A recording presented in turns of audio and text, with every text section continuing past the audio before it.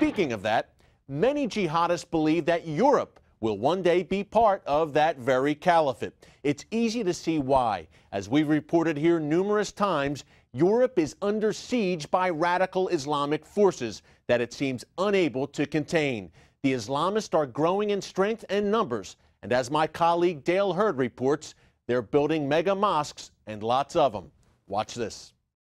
Moscheen de Roma, the Great Mosque of Rome, shown in this video by the architect Paolo Portoghesi. It is the largest mosque in Europe with room for 12,000 worshippers, and it is a powerful symbol for Italy's fast-growing Muslim population, shown here praying illegally in the streets of Rome. Large mosques have been built or are on the drawing board in virtually every major city in Europe. The skyline of Cologne, Germany has been dominated for centuries by its famous cathedral, the largest Gothic church in Northern Europe. But soon this church will share the skyline with the 150-foot-tall minarets of this mosque, now under construction. The Cologne Mosque, which is being funded by the government of Turkey, is opposed by groups who see it as a piece of Turkish territory in the heart of Germany. This mosque is a symbol of political power. This is a symbol of Islamization in the center of Europe, and especially this mosque in Cologne-Ehrenfeld. In fact, many of the large mosque projects in Europe are funded by the Turkish government, some by the Saudis.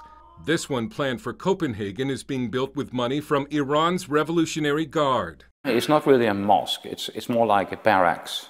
It's going to be an institution that will terrorize not only Danes, but primarily non-obedient Iranians.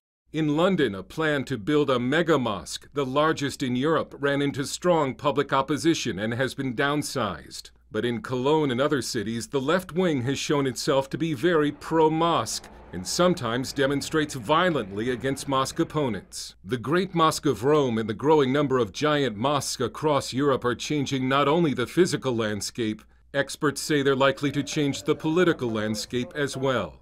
Dale Hurd, CBN News.